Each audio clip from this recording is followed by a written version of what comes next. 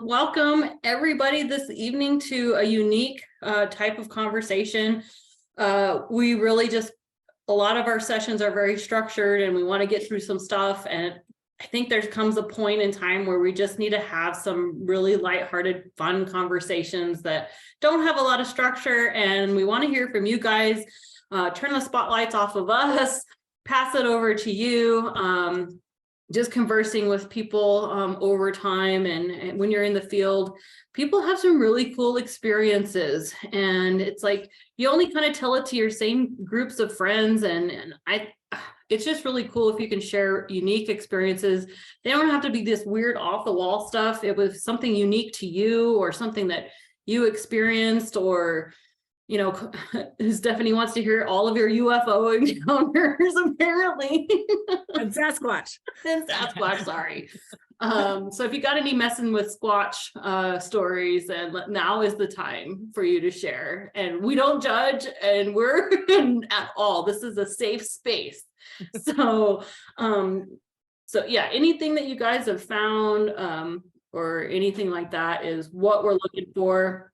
There's still some people trickling in, so we'll let them in, but you guys kind of know the drill. We're going to be recorded, so it will be public view, so keep it clean. If you did find something in the field, keep it G-rated or PG at least, and go ahead and introduce yourself in the chat for us. And the other thing that I allowed on this particular session is screen sharing. So if you are on your computer or device that you have a cool picture that you would like to share, just let us know, and you have the ability to do that because we'd love to. Sometimes a picture says more than what you're saying. So if you have something that you would like to illustrate your conversation, please feel free to share. And I also found that we can react to things now. I kept it a little clean, so we didn't always have the inappropriate emojis available to us, but so you can do reactions and stuff like that, and some hand gestures as well. So and sorry, Stephanie, like I said, the poop emoji is not one of the approved emojis. I know You just ruined my party. I know. Maybe next time, if we can all be emoji appropriate. I definitely need to hear those UFO and Sasquatch stories then. If you're gonna exclude the poop, then we need to make up for it. So for those of you who might not know, if you're new to our sessions, my name's Jennifer Morgan. I'm the Hunter Education Coordinator for the department. I'm based out of the Albuquerque office. I'll pass it over to Stephanie, and then we'll all introduce ourselves from staff. And so go ahead, Steph.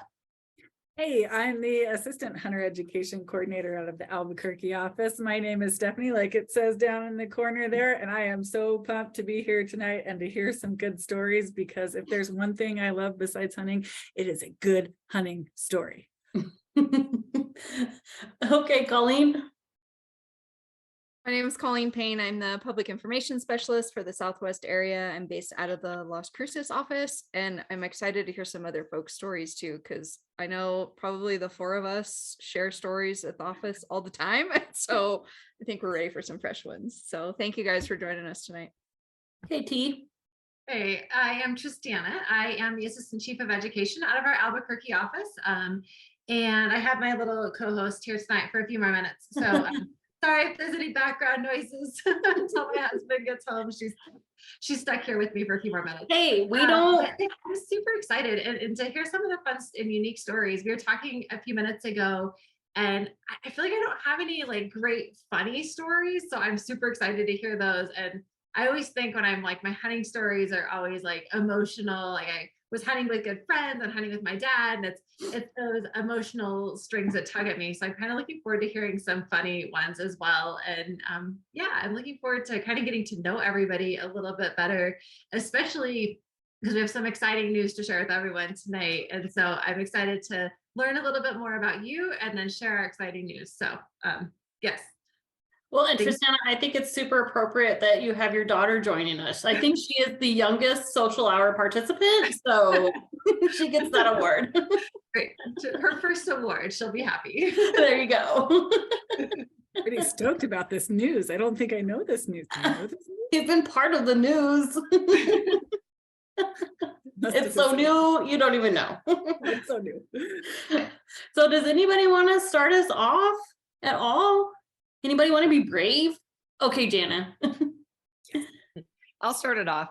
My name's Jana Waller. I live in Montana and I've been a hunter my entire life. I was really lucky enough. Actually, I always tell this funny story of why I believe I was brought up a hunter. It's because my mom and dad had a little girl named Paula, my sister. She was 2.5 years older than I was, and he so wanted a boy.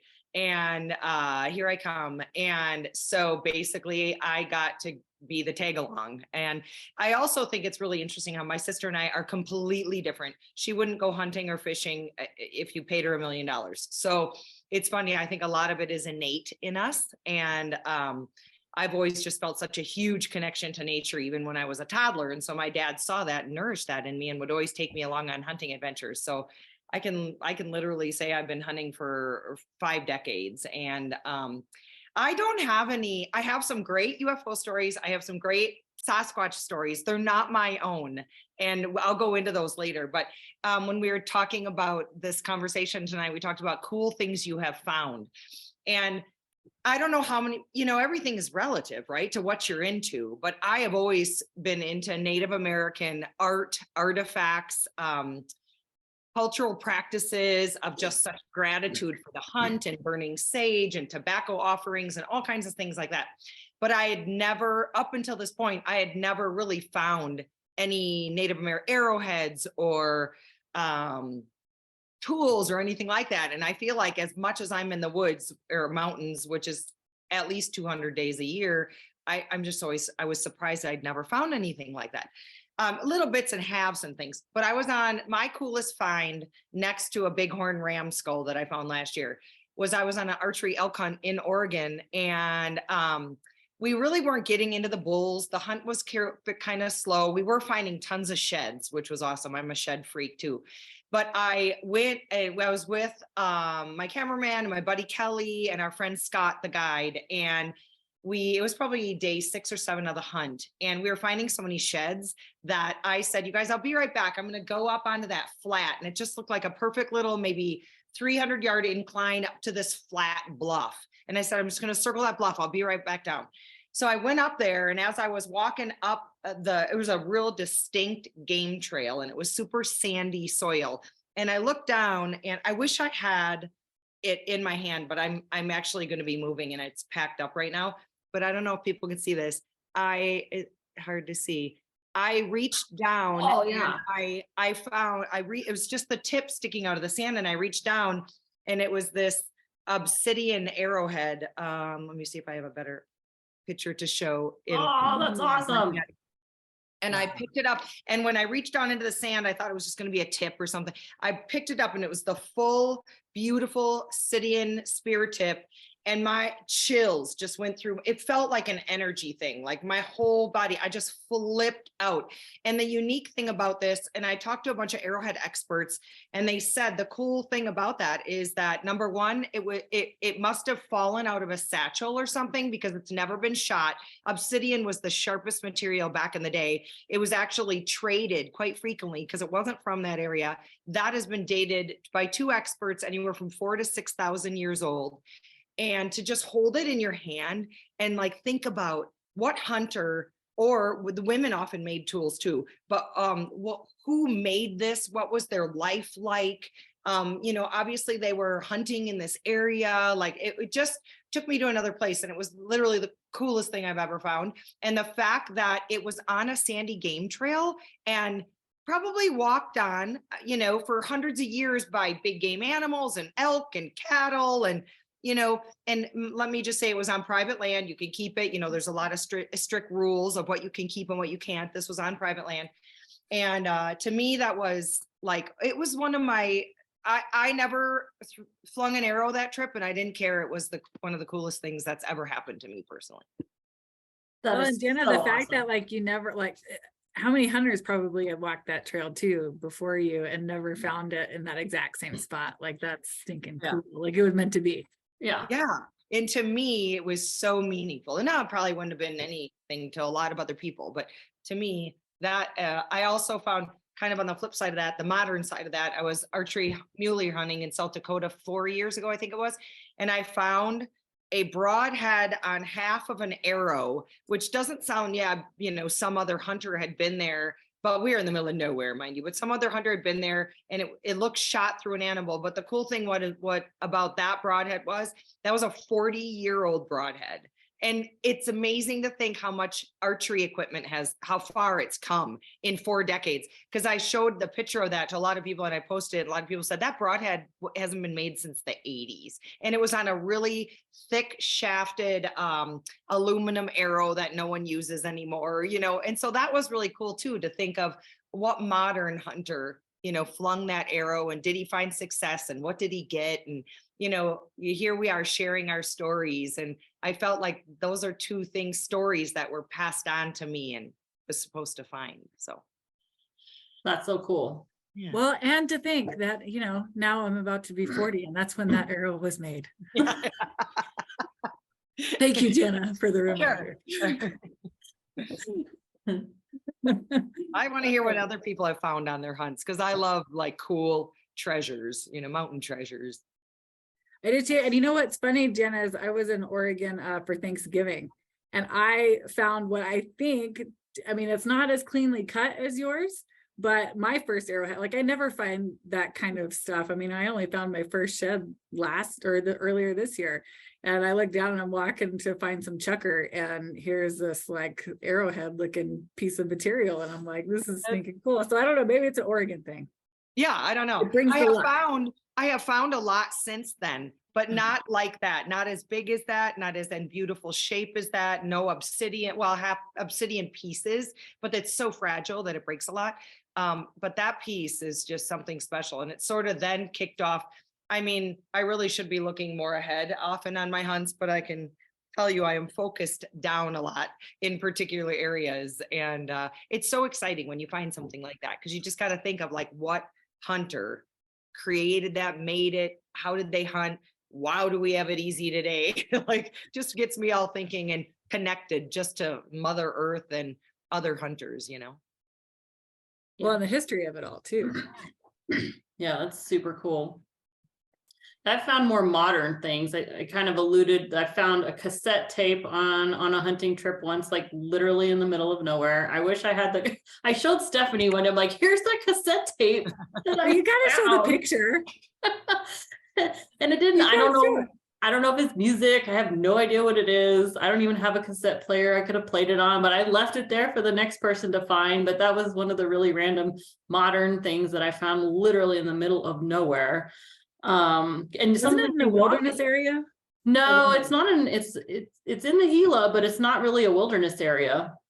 And granted, there's lots of places that it's not that far from any kind of road because there's so many 2 tracks and stuff, but I mean, just literally where I happened to walk and it had been laying there for a really long time. And it's just like, that's just one of the most random things to find. Like you would think, oh, somebody, you're driving down the road and you find one close to a road, not just like in the nowhere. You need to go to Goodwill and buy a cassette tape player. I know. I left it there. Oh, that's right. I know. Find it again. It was interesting. And then I was telling the girls before we started, again, kind of not in the same area, but on the same mountain range. I found a green Matchbox Lamborghini car. Literally not where you would think you would find a little Matchbox car. So it's like, what is the story of this car? I mean, was it a hunter and it was their lucky trinket their kid gave them, or was there a kid there, which would have been interesting to find. So that was interesting to find that in pretty much not where a lot of people would go, you would think. So now I feel like I'm gonna be looking at the ground even more often than I am. I probably miss more things because I'm constantly looking on the ground. Well, and I have somebody that I hunt with, that I hunt birds with, and I'm always like looking at the ground to look for like bird scat and stuff, right? And I'll be like, oh, there's tracks or there's scat. And he's like, well, we're not hunting scat, we're hunting birds. So like my focus should be out, like looking out. And so now I may even get in more trouble when I look down and I'm like, ooh. I think I have more impromptu shed hunts during my hunts than anything else. I'm like, this is a really dry day, you're not really seeing a lot of stuff, and you're like, oh, I'll just start looking for sheds. So I have a knack for finding golf balls in random places. And I don't know what it is. Maybe like, do people just hit golf balls off the side of a forest road? Like, is that a thing that I don't know about? Because golf ball everywhere, golf balls. And I'm like, you don't take your dog out and throw golf balls with them. So I don't know. Maybe there is some like crow stalking me for the rest of my life that's just dropping golf balls where I'm going to be and telling me a story or something. But golf balls seem to be my knack for finding things out in the woods. It's pretty funny. Yeah, Kira was just messaging in the chat saying her husband finds golf balls too. So that's interesting. I think maybe I found one in my whole walkabouts. So I found like 4 or 5. So you're the golf ball queen and I am the balloon queen. Yeah. And literally we went to the L Bar the other day, a property I've never been, and pull up to a pond. I'm like, there's a balloon. I said, I told you, I always find balloons. You're attracting the hot air. Probably so.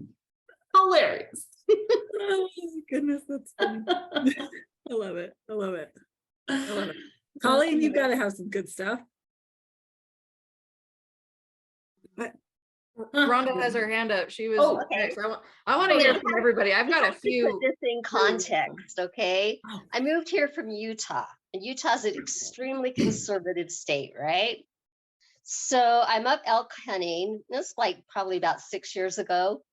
I'm walking along this trail, and I look down. That's when we find everything. And I see this shiny little piece of wood. And I'm going, well, okay, what's this? So I kind of dig it up, and it's this cutest little box with a slide top and inlaid with a flower. So I opened it up, and there was weed inside of it. Okay. That's my story. That is pretty awesome though. Like, I expected this, engagement ring from, in 1923. No, it was weed. But somebody just wanted you to have a really good time on the trail, apparently.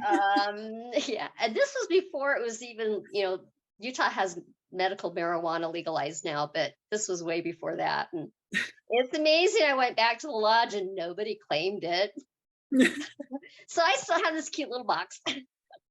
Were you scared to open it, like maybe to find a finger in it or something? I was worried. Yeah, I was a little worried what was inside of it, but how can you not open it? So I did shoot an elk that trip, and now it has the bullet that I have from the elk. So yeah. Oh, that's cool. Perfect. Yeah. That is so perfect. I love it. Okay, well, I'll share one of my weird Utah stories too then, since Rhonda brought up Utah. And Jenna and Rhonda could probably attest to this from their time spent in hunting in Utah. I don't know if anyone else here has, but in all the aspen groves that they call quakies there is a lot of very interesting artwork on them from all of the sheep herders that are up there.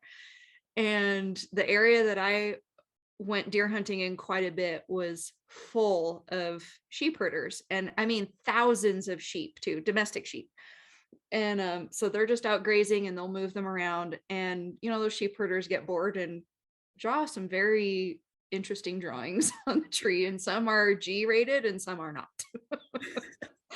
But one of the weirdest things I saw out there was, as I was glassing one evening looking for deer, I look up on the ridge and I see one of the water trucks. They move this one water truck around to help with all the different sheep camps and for different sheep. And then all of a sudden there was like probably 24 guys on this ridge, on this flat, playing soccer in the middle of the mountain. And I don't know where you hunted, Rhonda and Jenna, but it was up on Skyline Drive, if you know where I'm talking about. Okay, so you know. And I've been up it. yeah, I mean, it's a huge, very long road across this mountain range, but there's apparently enough flat areas there that I guess once a month, because I stopped and asked one of the sheep herders like a couple days later, I was like, I saw you guys playing soccer. Like, is that a nightly event? Like, do I need to get some popcorn? What's the deal? And they're like, oh, we only ever see each other like once every couple months when we do a gear pickup or a supply pickup. And so we just thought we had a little extra time and we played some soccer. And I've got video of it somewhere, but it was just hilarious. I stopped watching and looking for deer because I was just watching them play soccer through the binoculars. That's so cool. It's really cool when you think about it, because like John, my boyfriend, who Colleen knows really well, his dad, that was how he made a living. He worked for sheep ranchers for a long time back in the day, and John helped him when he was in high school and stuff. And the history of those herders is so cool because they go back sometimes hundreds of years, and they come over and their lifestyle is so remote. I mean, they literally tend to the flock and live up in the mountains for 9 months out of the year until they bring them all down. And I think that's so interesting. And I had never seen that in any other state but Utah. So Yeah. that's cool to them. Think about how their lives are so remote, and a game like that, a soccer game like that, whether it was once a month or once every couple of months, would have been a really big deal. Yeah. I think that's so cool that you stumbled upon that. It was so random. I'll have to try to find the video and send it to y'all, but it was 10 out of 10, just like the wildest thing. But I'm curious to hear other people's stories too, so I won't share all of mine. So I was just thinking when you were talking, Colleen and Mickey, I'm going to call on you because I know you do a lot of fishing up in the caldera.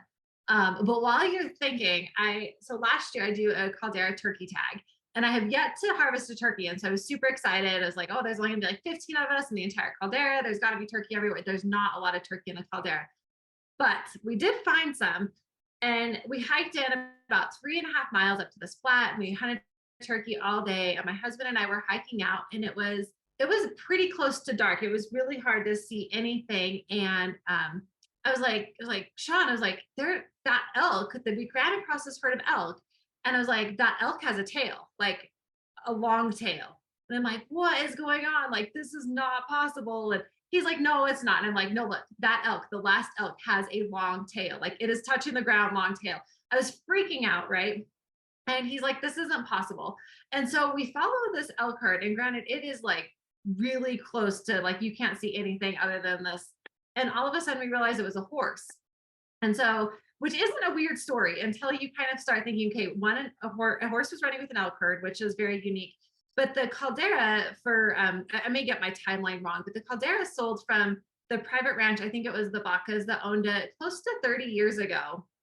And we went out and we found a park ranger the next day. And I was like, hey, do you know there's a horse loose in the caldera? Because there's not supposed to be horse. There's not any cattle in the caldera.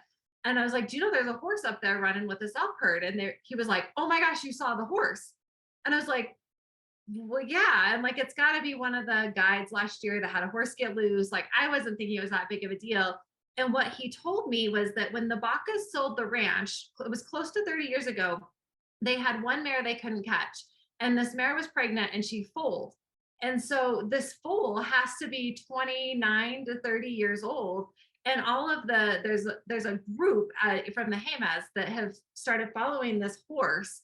And they were like, nobody's seen this horse in months. We thought she was dead. And you guys just saw her. And I was like, yeah, it was a bay with the long tail. And it was just like the coolest random thing that I was like, wow, that's kind of awesome that this elk herd is running with a horse, and that this horse is from the Baca Ranch I mean, I don't even know if she's still there now or not, but it was a pretty cool experience. And I really thought my husband was gonna like leave me up there when I was like, that elk has a tail. So at least he brought me out and he believed me afterwards. But Mickey, I know you've spent time in the caldera. If you feel like unmuting, I'm sure you've seen some cool things up there as well. Hi, ladies. Yeah, I don't know. It kind of put me on the spot. I don't know about any of the cool things. The only thing I remember from the caldera in recent times fishing there is nearly getting struck by lightning. Yeah, that happened. So, you know, with all the fires that we had this year, we were kind of limited where we could go fishing and all. So I spent a lot of time up on the caldera, and it's really cool. It doesn't look like there's any water there, but there's ditches, and those ditches have some pretty big brown trout in them. So it's really challenging, really rewarding as well. But this day, you know, the weather patterns here in northern Mexico, you can tell when the thunderstorms and the monsoons roll in. The clouds are forming. You hear a little bit of thunder in the background or whatever. I happened to be fishing out there with a couple of friends of mine and showing them around. And I heard that rumble. I'd been out there before with some thunderstorms, and I'm like, So I heard that rumble, and I announced to my friends, I said, we got 20 minutes. And so the second rumble came, and you hear the thunder, and then there's a little lightning in the distance. I said, okay, time to go. So we head back, and Mike stayed on the water because he had to finish tying his fly or whatever. And I said, Linda, let's go. So we slowly walk back to the truck and all, and she's got her fly rod in the air like this, you know, graphite fly rod. And I go, put your fly rod down. He said, you're going to attract a lightning strike. So we're wandering back, and, you know, we hear another kind of a close rumble, and I start walking a little bit faster and all. So we get to the truck, unlock the truck, and Lynn and I get in the truck, and Mike's closely behind, and he barely puts his hand on the back passenger door handle, and there's right behind us. And we all looked at each other and said, are you okay? Are you okay? And I said, Mike, get in the truck. Luckily it was G-rated. And then we all looked behind us, and there was smoke behind us about 50 yards away. So that was the closest I'd ever been to a lightning strike. So yeah, be mindful of when the thunder roars, get indoors. The only other thing closer to that was the restroom, the little portable. Yeah, I don't think I'd want to be in one of those during a lightning storm, just in case. That's my story. I can save my other story for later. I knew you'd have at least one story. Have at it.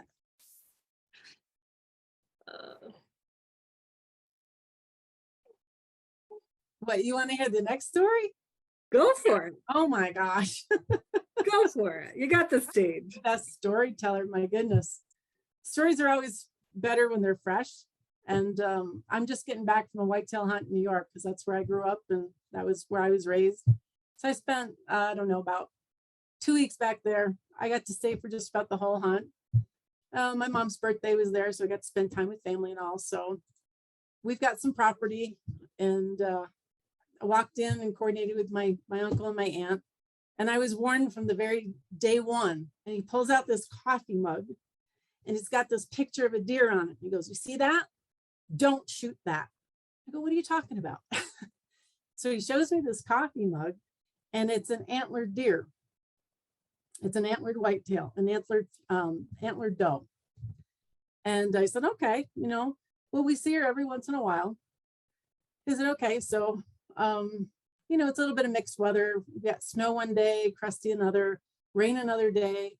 So you never know what you're going to get the next day up there in upstate New York. So this day I decided I was going to go up in a tree stand. So this is only my second time in a tree stand. So I go through the whole gear process, and I look at the stand, make sure it's secure. And I start roping up my my gun, my pack, and I pull it up, and I get seated, and I'm no sooner seated down there, and I'm hearing kind of like prancing and rustling in the brushes like for 45 minutes across from me. And I'm texting my aunt, and I'm like, hey, I got noise in the bush. I got noise in the bush. So I'm watching. And finally I see what had to have been 4 does. So they go through the brush, and they go down in the pasture, and they wander away. So I'm stuck in the stand, you know, by myself, and watching the woods and looking left, looking right, and trying to figure out what's going on.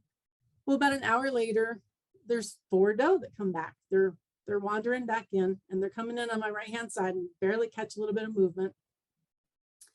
And they get a little closer, and I got to sit still because I don't know exactly what it is. So they're coming in a little closer, and the lead doe was the antlered doe. And that was so cool to see. And my uncle had said that they've been watching this doe for 9 years. So they know she's at least 9 years old. She fawns every year and she loses her antler every year and grows it back. So it was pretty cool that, you know, I didn't want to scare her away. So the camera's in my pocket and I can't take any pictures. And so I have that memory. I have that memory to go with that day, sitting in a tree stand by myself. That's not the only thing that happened to me that day. And ladies, I'm not sure how many of you are familiar with hunting in a deer stand. Again, second time in a deer stand, you know, you're what, 14 feet up in the air, whatever. It's, you know, 20, 30 degrees out. You're dressed for the weather. You got layers on and everything. Well, it's time to go. You know what I mean? It's time to go. Like, I got a potty. And one of the take-home lessons I have from that day is don't wait to the last minute when you have to go.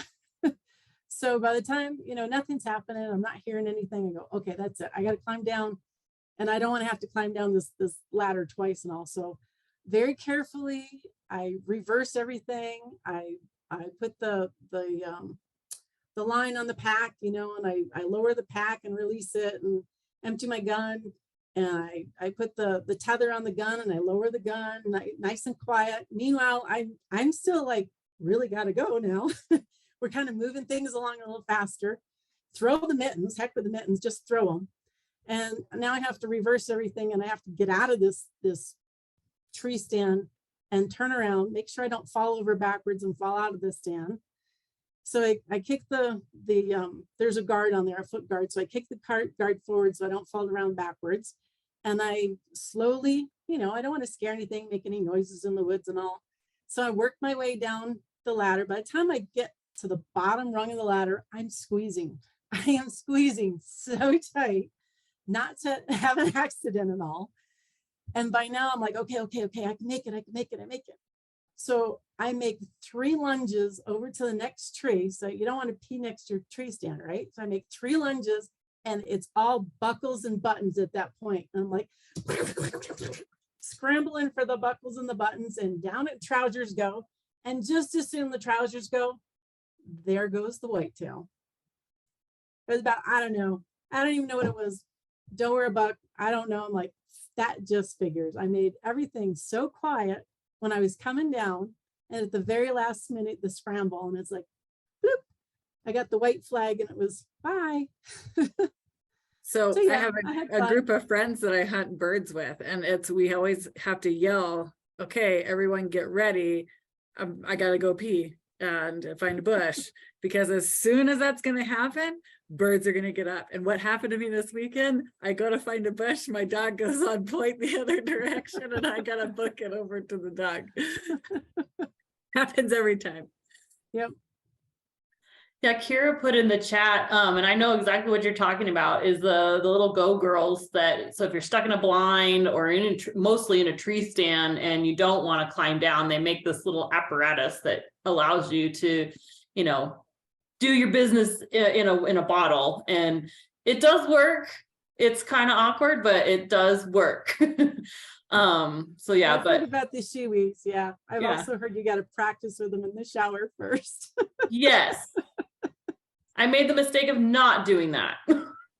So do that. That's a great tip.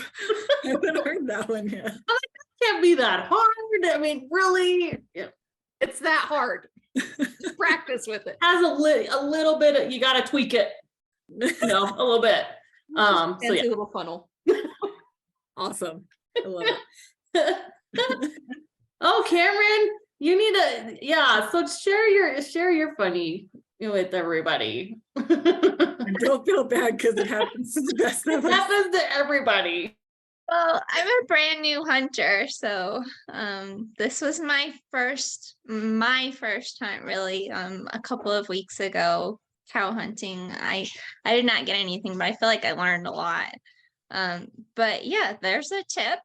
First time wearing suspenders. I was really excited about them because they held up my pants and they didn't rub on my backpack, but you know, you have to take off all the layers to go and get to your suspender straps. And by that time I was like, Mickey really had to go. So I just pulled down my pants and started going, and I realized my suspenders were hanging below me. So there's a tip. Don't pee on your suspenders. There's nothing funnier than a good bathroom story. I'll tell you that. I love it. I love it. There's no shame in the game when you have to go out in the woods at all. Oh, that's good stuff. Well, hey, you know, Cameron, good for you that you went out and about for your first time. Congratulations. That's awesome. Thanks. Even though you peed on your suspenders, it was still a win. It's still a win. I'm pretty sure that was like the first day too. Look, something had to happen just to break the trip in. Yeah. It's cool.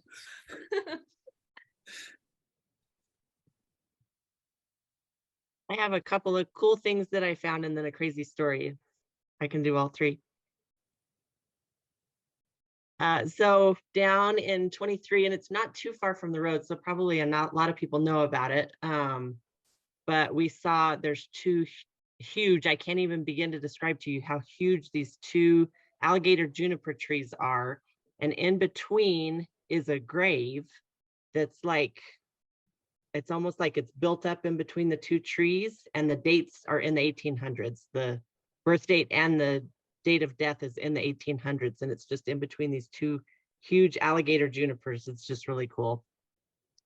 And then one time also in 23, out in the middle of nowhere, we found a huge beehive that it just was cool that it was out in the middle of nowhere and you could hear it for a really long ways. We're just trying to figure out what the heck is that noise. And then it was just this giant beehive in a tree. So those were my cool things. And then my crazy story was the only elk I've ever gotten was in Unit 10. And I shot it not too long before dark. I shot it with my muzzle loader.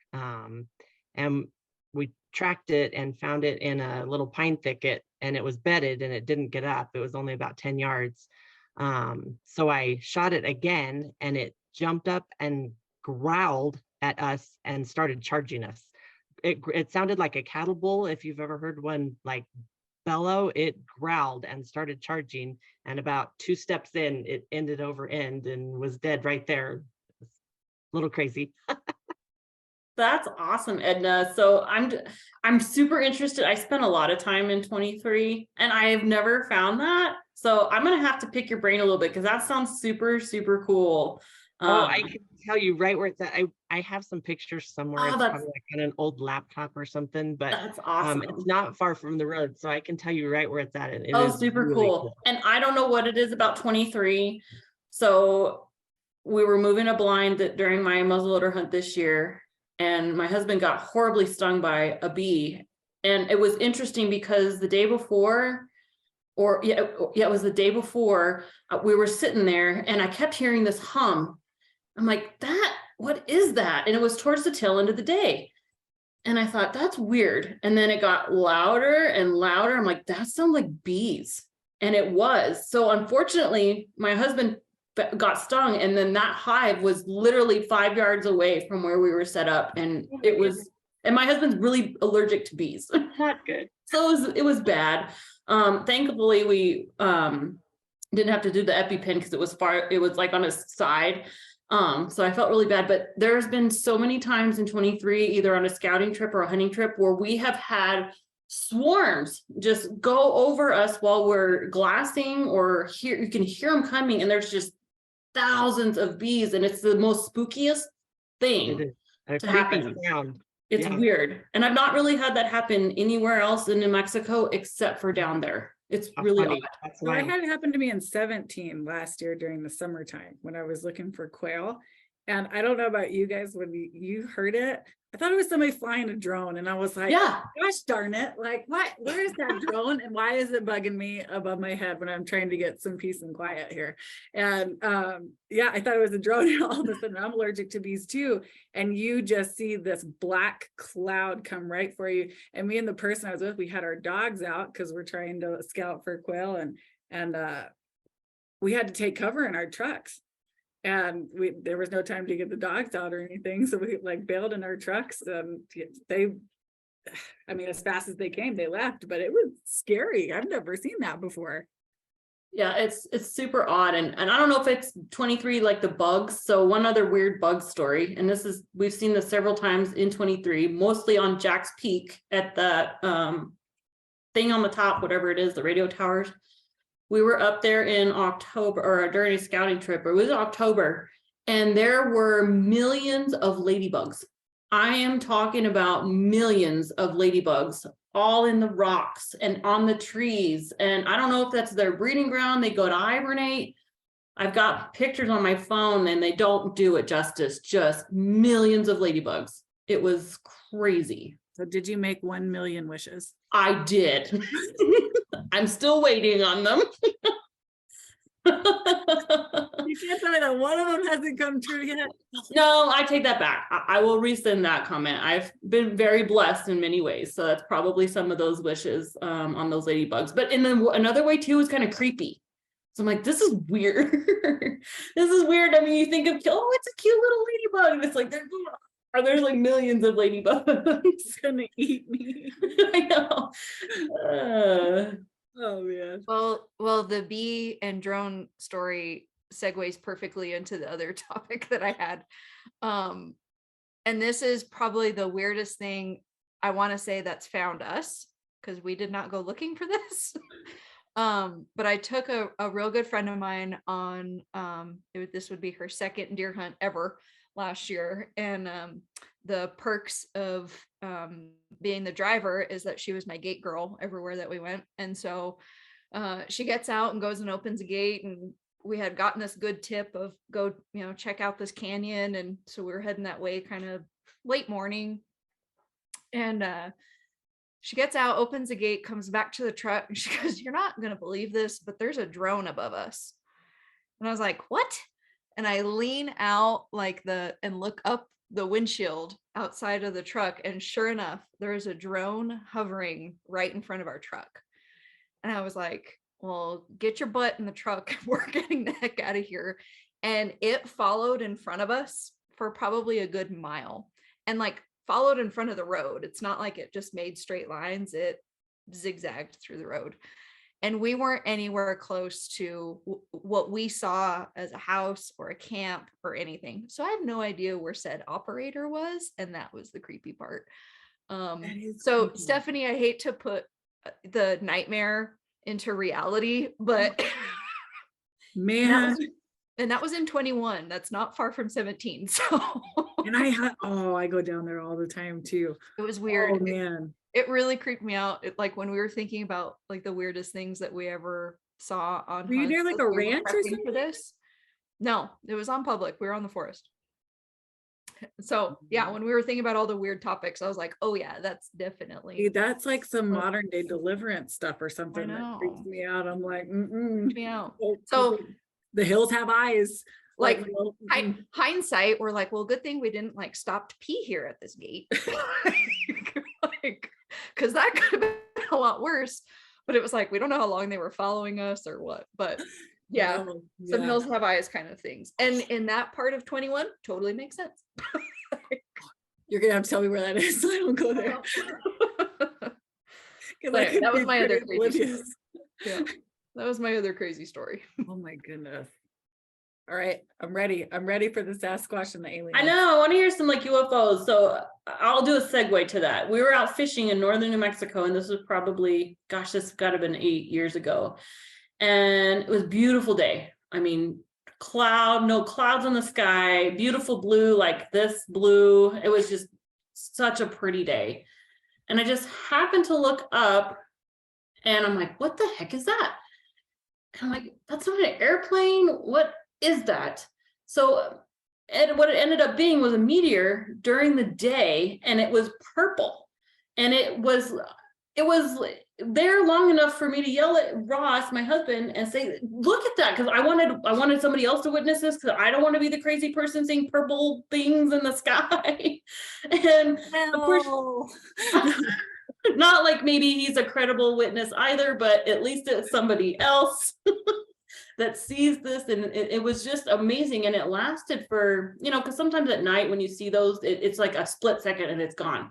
This thing was a legitimate, like a purpley round thing, and like a trail, and it's purple and it's coming through the sky for at least 15-20 seconds. It was the coolest thing I think I've ever seen. And in the daytime, I didn't know you could see these things in the daytime, but apparently you can. And I just literally happened to look up at the exact time it came, into the atmosphere. It was very cool. I will probably never see that ever again. It was so cool. So alien stories, go. Can I go Sasquatch instead? Can I veer off? Because I'm not sure how credible my alien story is from. But my Sasquatch stories are super credible. And so they're not mine, but they're friends of mine. But I have a short one and a long one, and I'll condense them both. The short one is my friend Jay, and that's all I'm going to say is Jay, who is actually a very serious type person, personality wise, kind of serious. He's a mechanical engineer, really brilliant in the hunting industry. And I was telling him this other Sasquatch story when we were on a hunt, and he said, well, I've seen one. And he's not the guy. It's all, deliveries, everything, and who's telling the story means a lot. And I'm like, what? And he just proceeded to tell the story of one night in Idaho, coming out of the mountains in the middle of nowhere. He wouldn't name it. He wouldn't say he saw Sasquatch. He wouldn't say he saw Bigfoot, but he said he saw a very tall, like 7 foot plus, completely naked, hairy man walk in front of his truck, like kind of like, glide in front of his truck, in his headlights, clear as day, kind of stop to look at him, but cross the road. And I'm like, all right. And then go through all the questions of like, could it have been this? Could it have been a drunk college kid who was hairy? Could it have been, all these things? And he's like, I'm telling you, I don't want to call it anything. I saw what I saw. And then it was a year or two later, his son, they were hunting the same area in broad daylight. They had split up. His son saw the same thing. He was afraid to say the words Bigfoot or Sasquatch, but a big, hairy, naked being crossed the hillside across from him. He was like, with a canyon in between, 300-400 yards in the binos, saw it forever. Of course, probably didn't get video. I don't know when this was. I can't remember because the story I was told was probably 7-8 years ago, but saw the same thing. So what that was, who knows? But he was convinced it was not a Homo sapien. So that's my short one, but my long one is really cool. So I was bow fishing in Texas, and we were going down the river. Not the Trinity, that's probably the most famous bow fishing river, but it was like a small tributary river that took about 3 hours to go down, and then it narrows down to where it's so small the boat wouldn't fit through, and had to turn around. And as I could see where we were going to have to turn around pretty soon. The boat captain, who's an incredibly, probably one of the most well-known, great reputation captains I've known in the bow fishing world.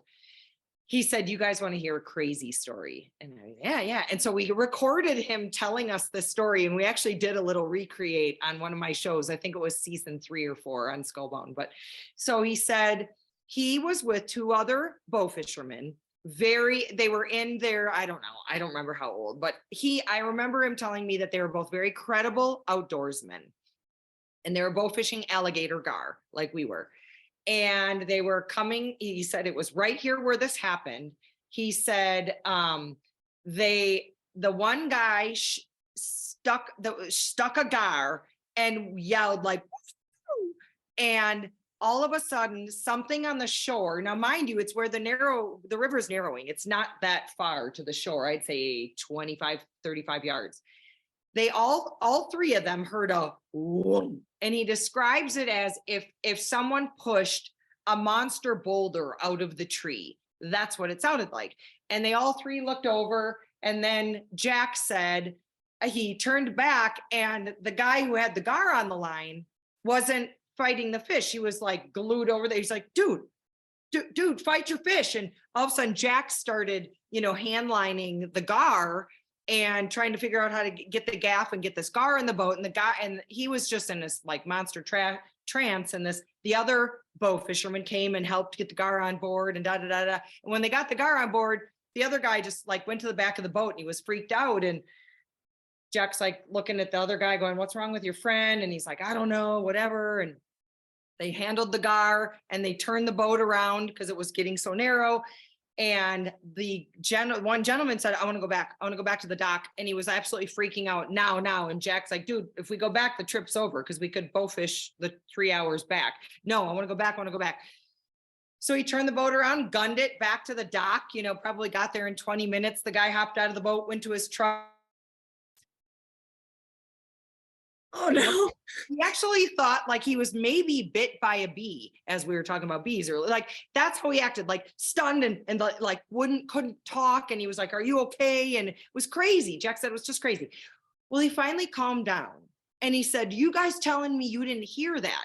And Jack said, hear what? And he goes, a big whoom right after I went. And Jack said he heard it. And so did the other guy. Well, as Jack and the other guy looked back at the gar, the one bow fisherman kept looking in the direction of the sound. And what he said he saw was a Bigfoot that had what they think the whoomp is he jumped out of the tree. And he said it was funny because there was a big clearing on the water there because the hogs often come down. That says this is Texas. The hogs come down to the water, get water. It almost as he described it, I remember him saying as if the Sasquatch was hunting the hogs down below, but this big whoomp, and it was kind of grassy. And the guy said he saw this Bigfoot after like he landed. Then those two guys looked back and he was still in the grass, came up out of the grass. He was about 7.5 feet tall. It had a really diamond shaped head. We actually did a recreate on my show and kind of like had this cartoon Sasquatch. It's actually pretty funny. I wish I could find that episode. But he said this guy was 100% convinced of what he saw, full hair, very ape-like, not man and ape, but more ape-like with a diamond-shaped head, almost no shoulders though. We obviously go, no shoulders is how he described it, fully hairy. And he said it connected with him in his eyes. And that's where he was sort of entranced. And he said, and then it slowly just turned and walked away. And the guy was 100% convinced. And Jack, I said, what do you think, Jack? Did he really see it? He goes, that guy, I'm convinced he saw what he saw. So that's the coolest Sasquatch story I have. Heck yeah. That's awesome. Freaky. Yeah, I love it. And a lot of, like I said, who's telling the story? What's the credibility? Did they have anything to drink? They were not drinking, and they all three of them heard this really distinct, like something dropped out of the tree that had to have been hundreds of pounds. So, I don't know. Well, Kira says she has a UFO story. Oh, I'm ready. We're ready. Oh, I can't hear you. I know you're unmuted. I can see that. You might need to go to your little microphone, Kira, and see if it's the microphone's coming from a different spot. Oh, the suspense. I know. Well, Jana froze right at the yeah. like of the story, and I was like, wait, what? Yeah. No. It could not have paused and frozen on Jana any more perfectly. What happened? We're all like this on our computers. No, That's terrible. Oh. Okay, we can see you, Kira. I don't know if you have sound yet. While we're waiting on Kira too, Rhonda brought up a really good point about, I don't know if everybody saw that in the chat about tree stand hunting, and people might not know that you're there and they just do their business right in front of you. So, which brought me up to thinking about how many trail cameras that are out there that I might have mooned over my lifetime. But knowing how many cameras I set out sometimes, I am a lot more mindful of that for sure. Oh, Kara, do you have sound yet? We can see it muting and unmuting, but that's all. See, Jennifer, this is where that emoji would come into effect. Emoji. Poop emoji. Put it in the corner. Next time, I promise everybody can have fun with Does emoji. have a purpose. I know. Jana, so I'm from Texas. Where was this in Texas? Because now I'm just going to have all my friends out on the lookout. Yeah. Well, you have to go bow. Have you ever bowfished Texas? I haven't. You guys, bow fishing. It is so much fun. And I know everyone here would love it because we're all hunters.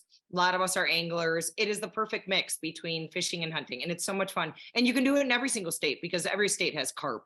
So from carp to alligators, but Texas is bow fishing mecca.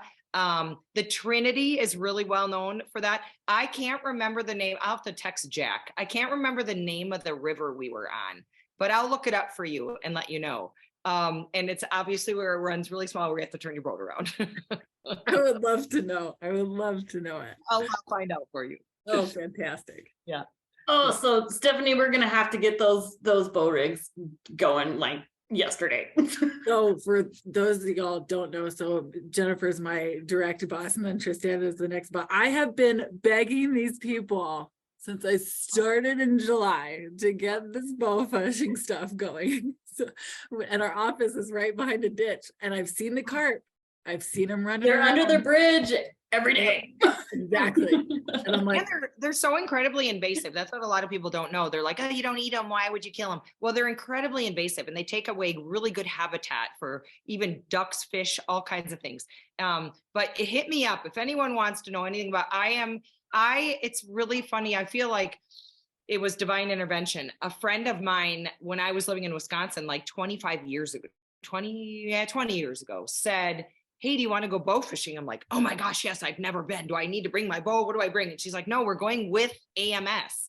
They're out of, I think, Stratford, Wisconsin. She's like, they'll meet us. They'll bring the boat, the bows, everything. And that was my introduction. I bow fished across this entire country. And it is, like I said, from gators to carp, so much fun. And if anyone wants to know like where to go, what gear to get, each state might have a little bit different regulations in terms of like, what do you do with the carp kind of thing, but hit me up. I'm happy to help because it is an obsession. It's so much fun. so we got Tristana the was equipment, begging and now we me just my mind. Oh, yeah, we can hear you. Oh, okay, sweet. Yay. Okay, right. I had to call back in. I don't know why you guys couldn't hear me. But okay, so 2 quick stories. So my first one kind of goes along with what Jennifer was saying, how you found that random videotape out in the mountains. Well, a couple years back, my husband was actually hunting, and he was a few miles back, like in Jabo Mesa area, like way back, no roads anywhere around. And he came across this huge pile of porn DVDs. And I'm not talking just like a couple. It was like a couple hundred porn DVDs just out in the middle of nowhere. Okay, so he was like, okay, how the heck did these get out here? Because we're nowhere near any roads. So someone had to carry all of these hundreds of porn DVDs out into the middle of nowhere. Okay, so 1, who did it? 2, why did they do it? And 3, are they coming back for them? I mean, because that's just totally random. Okay, so now on to the UFO story really quick, because I know we're, out of time. But my son's very first hunt, so I've only been hunting for 4 years. A couple of years ago, we took my son on his first hunt, and it was a deer hunt down in the Capitan area. And it was already dark. We were hiking our way back to the truck to go back to camp. And all of a sudden, we just saw these lights in the sky. And so we were watching them. And, you know, down Roswell, kind of close, you know, so we were thinking, okay, well, you know, that's kind of a weird light. And then we totally got creeped out because it started going really fast and then stopped and then kind of zigzagged a little bit in the sky and then disappeared. And my son was like, okay, we need to run back to the truck and get back to camp because now I'm really freaked out. So it was just completely random. And I think that kind of ruined the rest of the trip for him because he was like, okay, now we're going to be out there in the middle of nowhere and be abducted by aliens or something. But yeah, that was really creepy. That is awesome. Yeah. That y'all just made me night. Oh, Can I- Jana, go. What was that? Did she say, and I'm sorry if I missed this, but what was the shape of could she tell the shape of it or just see the lights? No, we couldn't really tell the shape of it. I mean, it was, you know, really high up in the sky. It almost looked like a star, but you know, stars don't move like that. Yeah. So it was really creepy. Yeah, that's crazy cool. That's why I don't go hunt quail out by Roswell. I'm convinced they're just going to take me because there's a lot to study up here. Yes, there is. So I'm prime suspect. I don't go out there. You're probably on their top 10. They're looking for you. For sure, top 100. Oh my gosh. This was some good stories. I know. This is what we needed for our last one for the year for sure. Yeah, I think this needs to be annual. Absolutely. And we need to recruit like people. And I'm really disappointed. There's a lady I follow on Instagram, and she's a falconer, and she I saw her post one day, and she finds all kinds of steak knives and weird knives, like when she's out with her falcon hunting. I think she hunts rabbits. And so so she's got this collection, and I'm like, I'm gonna start collecting things like that, like weird, like forks. Like I'm gonna collect forks. People that leave their forks out in the middle. I wonder how many golf balls you could probably start selling. I mean, you could make good money on golf balls. Right? I'm just saying, this could be cool, and this could be an annual thing. Yeah. And Joanna was saying these are great stories. She's only been hunting for about a year. So you will definitely come across stories. It's just like anything else. The longer you're out doing stuff that you enjoy, those stories are going to find you. Absolutely. Oh yeah. And it's so much fun to share like with other people. Like how much fun did you guys have tonight just talking about these stories? And I know I had a few tears, especially with the porn DVD. Yeah, that was fantastic. So I did have somebody ask me a question because when I was trying to find weird pictures and stuff, when we sent out the notice about the social hour, and it was interesting because the Chama officers had that deer that was all tied up in the hammock. And so I've seen pictures on social media of deer, you know, getting wrapped in Christmas lights and moose and all this crazy stuff. And then I had put a random little picture in the bottom corner. And I don't know if any of you have seen any of these in the field, but they're markers that the Forest Service puts out on trees. And the one specifically that I put on there, it's in the Sandia Mountains. Unfortunately, it has fallen since, but it has been dated back to the death of Galileo Galilei. That is how old that tree was. And we went up there a couple of years ago, and it was dead, and but that medallion is still on the tree. But since then, I think during COVID, it blew over and there's nothing left of the tree, but the medallion's still on it, but it's down in the bottom of a kind of a canyon where it fell. But there's a couple other ones that I have found up in the Sandia Mountains. So any of you who might be local in Rio Rancho or can get up to the mountain just right here east of Albuquerque, there's several trees up there that have those medallions, and a couple of them are right on the side of the trail. One is a War of the Roses tree, and then there's a couple other ones. And so it'll have the date on there of when they aged it, and if it ties to any significant event in history. So be on the lookout for those, because they're really cool and they're in some of the most random places. So is that your picture, Jennifer? yes, that is it. Thank you. Yeah. Yeah. Well, I didn't know about that until you told me. Yeah. So there's a lot of them out there. Just be on the lookout for those. And then I've seen some of the ones, the wildlife trees. I've seen those in the Gila before, where the Forest Service has put a little placard on a tree, and they're encouraging people to, I can't remember what the story is on those, but the type of environment that plaque is in is like key habitat for wildlife. And so I've seen some of those, and they're really old signs, and they're about postcard size. So cool little things to be looking for while you're in the field. All right, so what I'm going to encourage here is that everybody take some sort of journal out in the field with them when they go, and write down your crazy stories to report back next December. Absolutely. I'm ready. Everybody has one mission. That's it. And That's your encourage assignment.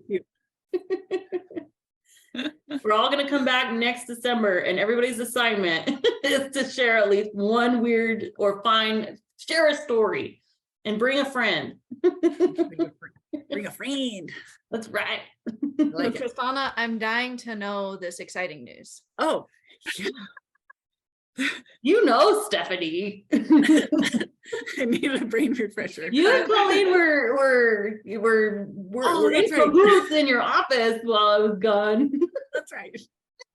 So you're What in on it happens too, when you Colleen. miss- You don't even realize it. So I am excited. I probably shouldn't be the one to even announce it, because I feel like you guys are doing the front work to put all this together. But we've been doing Lady Social Hours for, oh my gosh, Jennifer, 2.5 years now.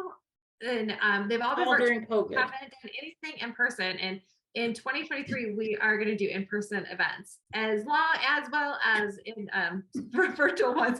And as you can tell, we are all so excited to be out in the field. And so keep an eye out. I know we're planning one for February in Las Cruces and one in Albuquerque to talk about putting in for the draw, because I believe March 22nd is the deadline. So mark that on your calendars now to get into for the draw. But we're going to be doing some in-person ones. I know we talked about wing shootings and maybe a dove hunt, and now it looks like we're going bow fishing, and Deanna's going to come down and teach us all, because we need that. So I don't even know when the best time to go bow fishing is. Not today because it was chilly out today, but we can definitely figure out the right time and do that as You well. can bundle up. I saw the carp on the ditch bank today during my walk. They're just haunting me. I was all bundled up. I felt like the kid on the Christmas Story. I would have pulled my bow back though. I would have made it happen. So we are super excited to be, putting faces and names together and getting to know everybody a little bit better. So yay, look forward, more to come on all of that. Yeah, and a little bit more information for the February meet and greet kind of a deals, our social hours, is that we're probably going to have it in a casual environment. We'll have hopefully some computers set up. So a lot of people get really intimidated by applying for a draw. And so, you can bring your tablet, your own laptop. You can even do it on your phone. So we hope that everybody can join us for that, either in Cruces with Colleen or with Stephanie and Tristan and I in Albuquerque. And we're looking forward to actually seeing people in person. This is better than nothing, but there's a whole nother level to seeing people in person, and we hope we'll be able to help you guys out with that process. Or if you're really familiar with the process, come help us teach other ladies as well. So, we lost Edna. I hope she won't. We'll kind of recap that so she can hear. She got kicked off somehow. So Edna, I don't know what part you missed or did not miss of what we were talking about for February social hours, but And I apologize, I'm not 100% sure off the top of my head where you're at, but Colleen's going to be hosting in-person social hour in Cruces in February, and we're going to have an in-person one in Albuquerque in February to help people through the draw process and understanding how that works. And then for those people who are more familiar with that process, then we ask that you help us educate other folks on how that process works, and we'll actually help people apply at that time. So if you guys are ready to apply in February, I think draw one will already have happened. I'm not 100% sure when the first draw is for the special entry turkey, bear, and some of those. It's normally right there in the first part of February. But it will get you guys ready to go for draw 2, which is March 22nd. So. And if you need help for the bear and turkey draw, just holler. We'd be glad to help you. Oh yeah, absolutely. And do put in for those opportunities. I was very lucky one year and drew a Marcus bear tag, and that is a really good tag to draw. So, and it's not very far from Albuquerque. So Jana, for planning purposes, do we need to have a season for, is there like a better time to do bow fishing than other? Well, carp tend to spawn in the spring and it can be a lot more exciting. But if we do March or April, something like that would be super fun. I can even maybe get AMS involved and they, have someone on, answer any questions gear wise and stuff. But I've been with them for, like I said, I think now 15, 20 years. And, but no, let's do it. It would be super fun. And it'd be really fun to shout it out to everybody and in a lot of other states, because it's a lot of information that you can take anywhere, I like it. I love it. Yeah. Well, we do have some bow. I mean, we have bows. So how many bows did we get? At least 8, and they're right-handed and left-handed. We have the arrows and we have the reels. So you just let us know what poundage that needs to be, which I don't think you need to have too terribly much. And you're using your own site, so you don't need other equipment. So no excuses, ladies. We got everything you need. And it can kids, anyone who's not even, I've taken people out on boats that have never even shot a bow before. And it's the beautiful thing about bow fishing is you can miss as many times, you just reel back up, and it's not like archery hunting. You can swing and miss plenty of times. And it's literally just so much fun. But we can go over the basics, and then we can talk about different types of bow fishing across the country. And yeah, it'd be super fun. I'd love to. All right, we're going to be in touch, all of us, with you. I love it. See, this is what connecting's all about. Right, absolutely. And Cameron, good luck to you and your husband. That is super awesome tag. Wow, very cool. So good luck with that. Have fun with that. What mountain range are you going to? 16B, 21, 22, 23 Gila. 16B, 21, 22, 23 Gila. Okay, awesome. We're studying up. Good deal. Awesome. That is very, very cool. You'll find them for sure. Oh, good. Thank you. Well, cool, ladies. Thank you so much for such a fun and engaging. Oh my gosh, my stomach and my jaw hurt from laughing. So thank you. I needed that. I think we all probably did. So cool. Be on the lookout for a January social hour, and that one will still be virtual. And so we'll be notifying you of that and topics to discuss. But February, the big one, will be in person. So, and be on the lookout for more, and we'll keep plugging that. Tell your friends and family about those. Bring a friend. That is your next goal for February, is if you're coming, bring a friend. Or if you can't make it, tell your friend they have to come and they have to bring a friend.